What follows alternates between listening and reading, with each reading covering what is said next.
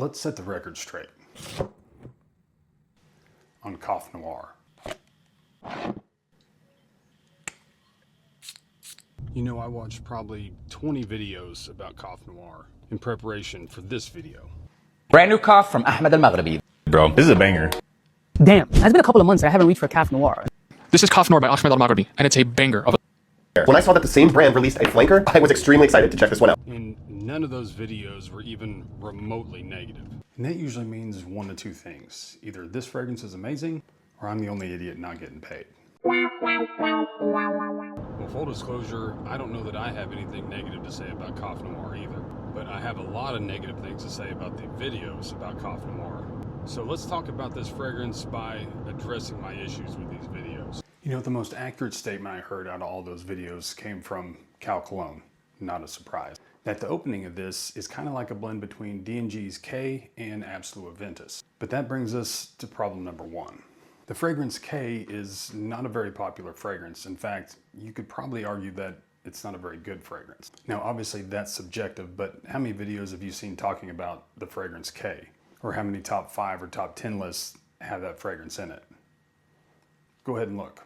I'll wait. So the opening of this fragrance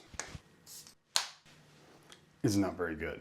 Yeah, it kind of does smell like a spicy, fresh take on Absolu Aventus, but it's not great. In fact, it's even a little bit bad. Now, every fragrance nerd out there knows that you can't judge a book by its cover. You gotta let it dry down. First impressions aren't everything. But the average consumer is not a fragrance nerd. They're gonna put 1 or 2 test sprays on a strip, they're gonna smell it, be turned off, and they're gonna put that fragrance away.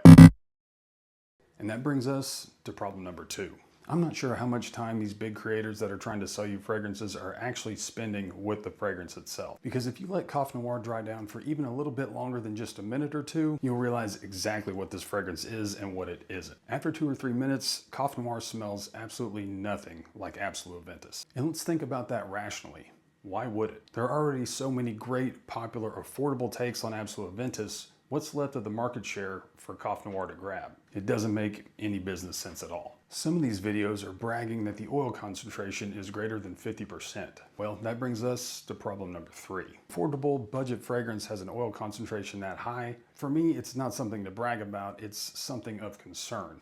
I get a little bit worried about the quality of the ingredients if the oil concentration has to be that tremendously high. Now, after letting this settle down for just a few minutes, you can tell that this is nothing at all like Absolu Aventus. This is exactly what it says that it is. It's Kaaf Noir. This is a slightly darker, slightly heavier, just a little bit spicier version of the original Kaaf. Now, if you haven't tried the original, it's a pretty nice, fantastic, fresh take on Percival. So there's nothing crazy going on with this fragrance. The original Kaaf is your day scent, Kaaf Noir is your evening scent. It still has a lot of that clean, fresh, soapy vibe that the original has. It's just turned up a tad bit more and it's got a little bit of an extra added spice to it. So if you enjoy the original Kaaf, you'll probably enjoy this, minus the opening. So I guess now that brings us to the most important questions. Is this fragrance good? Do I like it? And would I wear it? Yeah, it's good, but not great. I like it? Yeah, but I don't love it. Would I wear it? I don't know, time will tell. Maybe. So this should really come as a surprise to no one. Don't believe the hype train. This is a pretty solid fragrance. It's not bad at all, but it smells absolutely nothing like what some of these creators are saying that it smells like. If you're looking for a twist on Absolu Aventus, you're gonna be really disappointed with this because that's not what this is. If you're looking for a heavier take on the original, then this is probably the fragrance for you. And don't let the internet convince you that you have to buy the latest and greatest and newest thing. Most of the best-selling men's fragrances are well over 10 years old.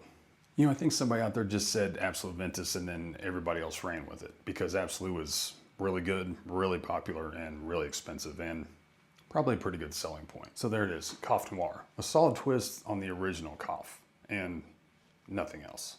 Till next time, save money, smell better.